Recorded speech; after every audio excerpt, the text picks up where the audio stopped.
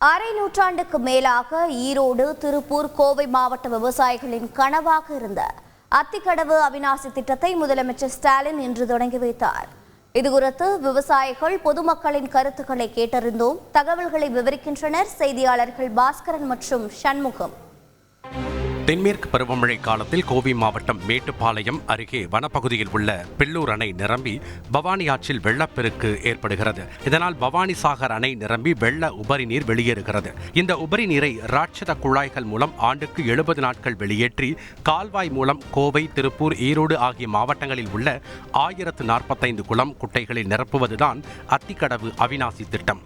இதன் மூலம் நிலத்தடி நீர்மட்டத்தை உயர்த்தி விவசாயம் மற்றும் குடிநீர் உள்ளிட்ட தேவைகளை நிறைவேற்றுவதே இத்திட்டத்தின் நோக்கம்.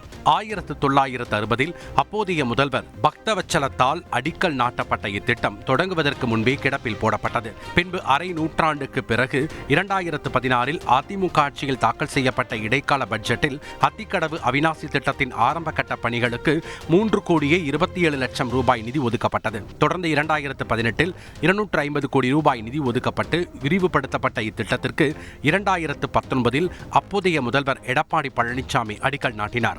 இறுதியாக தற்போது 1916 கோடியே 41 லட்சம் செலவில் பணிகள் நிறைவு பெற்றுள்ளன. அத்திக்கடவு அவிநாசி திட்டத்தில் தண்ணீரை கொண்டு செல்வதற்காக அமைக்கப்பட்டுள்ள கால்வாயின் மொத்த நீளம் 133.4 கிலோமீட்டர். இதில் 3.7 கிலோமீட்டர் கால்வாய் சுரங்கப்பாதையில் அமைந்துள்ளது. பிரதான கால்வாய் 35.20 மீட்டர் விரிவடைந்து அவிநாசி கிளை கால்வாய் 21.65 கிலோமீட்டருக்கும், பெருந்துறை கிளை கால்வாய் 72.9 கிலோமீட்டருக்கும் செல்கிறது. இந்நிலையில் அத்திக்கடவு அவிநாசி திட்டத்தை முதலமைச்சர் ஸ்டாலின் இன்று காணொலி காட்சி வாயிலாக தொடங்கி வைத்தார். தங்களது கனவு நிறைவேறியிருப்பதாக விவசாயிகள் மகிழ்ச்சி தெரிவித்துள்ளனர்.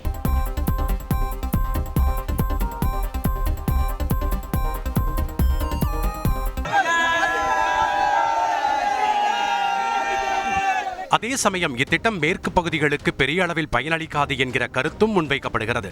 இதுகுறித்து தமிழக விவசாய சங்க மாநில தலைவர் வேணுகோபால் விவசாயியான யசோதா கூறுகையில், பாண்டியார் புன்னம்பல திட்டத்தை நிறைவேற்றி மோயாறு வழியாக பவானிசாகர் அணைக்கு அந்த தண்ணீரை கொடுத்துவிட்டு பில்லூர் டேமுக்கு வருகின்ற தண்ணீரை வாய்க்கால் வழியாக அத்திக்கடவில் எடுத்து காரமடை வட்டாரம், பெருநாய்க்குப்பாளையம், கோவை மாவட்டத்தில் அனைத்து பகுதிகளுக்கும் விடுபட்டு போன திருப்பூர் மாவட்ட பகுதிகளுக்கும் முழுமையாக தண்ணீர் கொடுக்க முடியும். இன்னைக்கு ஓபன் பண்ணிருக்க அத்திக்கடவு திட்டம் நமக்கு யூஸ்ஃபுல்லா இல்லைங்க. அதாவது மேற்கு வட்டாரத்துக்கு யூஸ்ஃபுல்லா இல்ல, கிழக்கு சைட்ல மாத்திரம் யூஸ் ஆயிட்டு இருக்கு.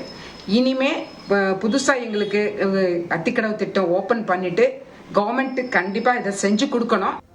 இத்திட்டத்தால் ஈரோடு, திருப்பூர், கோவை ஆகிய மாவட்டங்களில் உள்ள வறட்சி பாதித்த பகுதிகளான பெருந்துறை, சென்னிமலை, நம்பியூர், கோபி, பவானி சாகர், ஊத்துக்குளி, அவிநாசி, திருப்பூர் வடக்கு, அன்னூர், சூலூர் உள்ளிட்ட இடங்களில் மொத்தம் 24,468 ஏக்கர் விவசாய நிலங்கள் பயன்பெறுவதோடு குடிநீர் வசதியும் கிடைக்கும் என கணக்கிடப்பட்டுள்ளது. செய்தியாளர் பாஸ்கரன் வழங்கும் கூடுதல் தகவல். கோவை, திருப்பூர், ஈரோடு ஆகிய மாவட்டங்களில் உள்ள 1000 நீர்நிலைகள் நிரப்பப்பட்டு 25,000 ஏக்கர் நிலங்கள் பயன்பெறும் வகையில் திட்டம் இன்று செயல்பாட்டுக்கு வந்துள்ளது. விவசாயிகள் இந்த திட்டத்தை முழுமையாக பயன்படுத்திக் கொள்ள வேண்டும் என்று முதலமைச்சர் மு.க. ஸ்டாலின் வேண்டுகோள் விடுத்துள்ளார். நன்றி பாஸ்கரன். செய்திகளை உடனுக்குடன் தெரிந்து கொள்ள உடனே சப்ஸ்கிரைப் பண்ணுங்க.